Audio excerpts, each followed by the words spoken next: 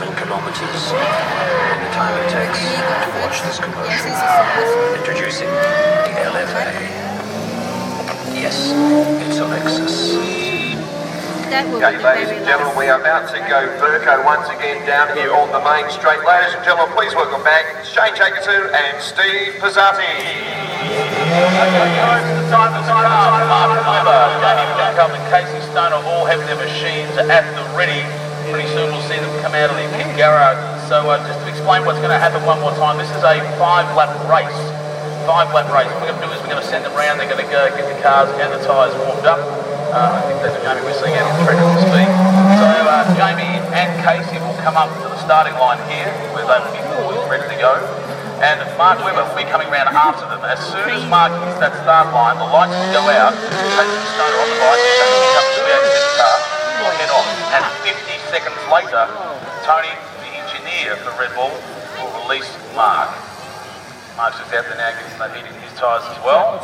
And just to clarify, Shane, that Mark is again on another set of those TK Wrigley specials, the chewing gum specials. They're only going to last for about 2 or 3 laps before they really drop off the cliff. It may even be less actually, because the track temperature at the moment is so high that he may only get a couple of laps at optimal performance before the cars basically starts to slow down and go backwards, really. So it is worth watching the back end of Mark's car for the last 2 laps, because he'll be working harder for the last 2 than he was for the first 3.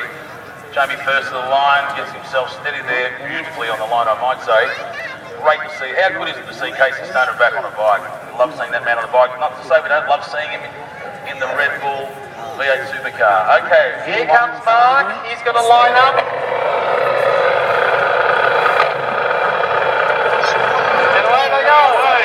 Racing, as he said, 50 seconds space between the launch. The team is getting according to Mark's car, so it doesn't overheat. Anything over 30 seconds in that car's in all sorts. Okay, so Casey Stoner in the lead, of course, got a great start on one wheel for most of it, actually, up to turn 2. This is the hairpin. Of course, the V8 Supercar makes a huge amount of ground under brakes and through the corners. Anytime the road gets straight, see you later, Casey, because no way can the V8 Supercar keep up with the power to weight ratio of that Superbike right there. And Mark's up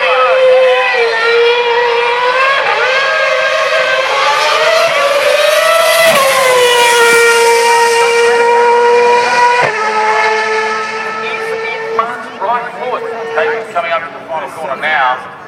At this point, we'll hand you back to the commentators. Thanks very much, Shane and Steve. A fantastic sight here at Sydney Motorsport Park. John McCoy Lancaster, a Formula 1 car out on track yet again. It is just sensational to be here. Yeah, Dave Canole, I'll tell you what, seeing Casey Stoner come back across the line with Jamie Whincup saying, I'm hunting that bike, it is great to see. Okay, and Mark Webber is on the back straight. They are using the 2.8-kilometre door circuit here at Sydney Motorsport Park. Jamie and Casey will be up around towards the Yokohama turn as we speak. We're just looking to see where Mark is. He's coming out of turn 18, the Ardenware corner. Let's see how much closer he's got to be by the time he gets round to turn 2.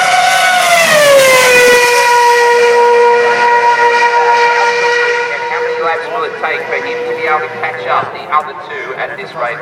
Well, when they did that yesterday, he'd gone through to his 5 laps, and the other 2 had only completed 4, and they crossed the line pretty much at the same time anyway. So it says a lot about the handicap system they've worked out for this one. So let's see if Mark can catch them. I think that's a fairly obvious question. It's just how quickly, particularly as he has dialed it in. Look at the speed at which he's going around the circuit here at Sydney Motorsport Park. Tyres aren't going to be the equation though, as Steve said. These are the ones, the licorice wrapper style tyres that will go off very, very quickly, the PK Wrigley's.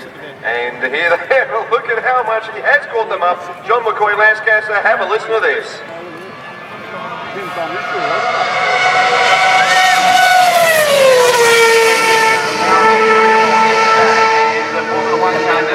Bye-bye now, I'm out of here. And across the line, Mark Webber goes and says, into the front. Casey Stoner is still there in the 2nd position at the moment. Have a look at that lap time from Mark Webber. This is from a standing start, ladies and gentlemen, 49.27 seconds for the 2.8 kilometres. He broke the record he set yesterday. That is just incredible. It was 50 seconds yesterday, 50.45, so certainly under that again. As we see now, the three of them running around together, and Casey saying, I'll chase that Formula One car. There is no doubt about it.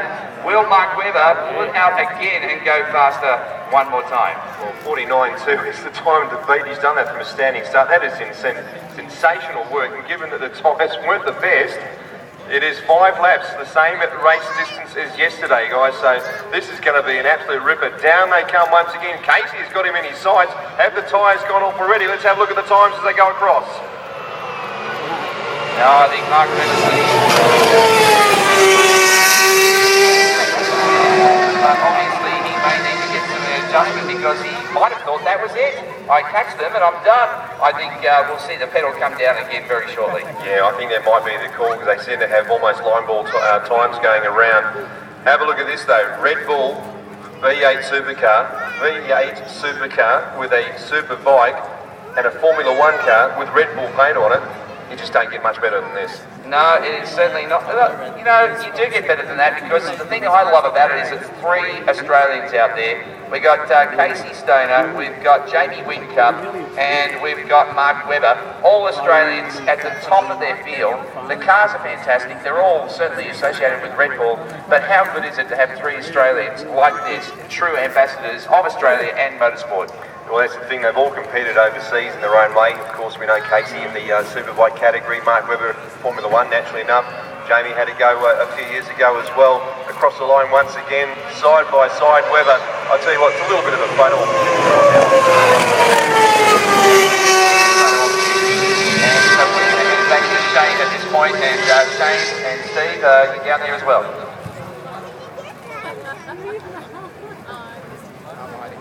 Okay, this is the final lap, folks, as you may have noticed from the last lap board. Just to let you know, Mark, obviously, once he'd proved his point, I think he just wanted to stay with the boys in front of the round and let them do what they could do. But as you can see, it took him basically 1 lap to catch them. But I think in Mark's mind, he thought, you know what, I may as well hang with my buddies instead of keep running around on my own to the front. It's got to be annoying when you're sprinting as fast as you can and someone's just sort of on their hands, just sort of walking by and going, I can get you any time I want, any place on the track. I tell you what, Casey Stoner's doing a great job there sitting between 2 cars like that. I just wouldn't do it. This is not about money can buy. This is not a chance in pie. Here they come down the front straight, ladies and gentlemen, for the final time. Give them a round. As they cross the line, folks, let us hear applaud. Mark Webber, Casey Stoner,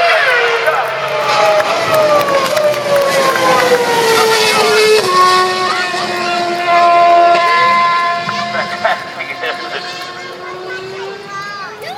Now, I'm not sure how much they've been told of those tyres are allowed to spend when they come down the straight. So we might start from the track for a moment in case they get a little bit tyre happy.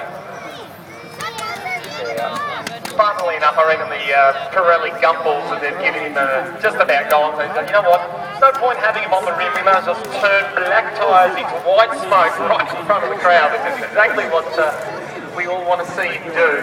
Maybe not a donut, maybe a little pretzel. I think Mark may have decided it was time to have a bit of fun on his own again.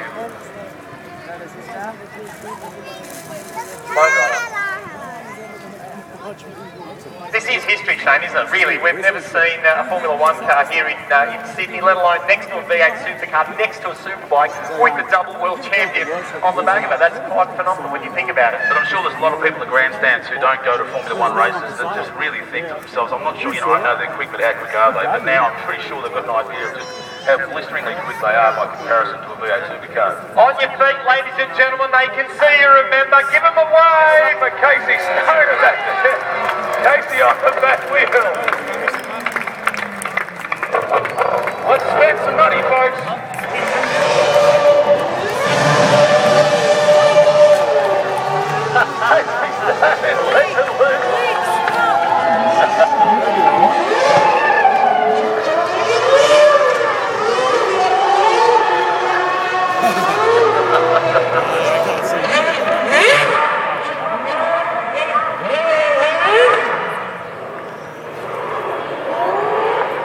Jamie Whincup has not finished.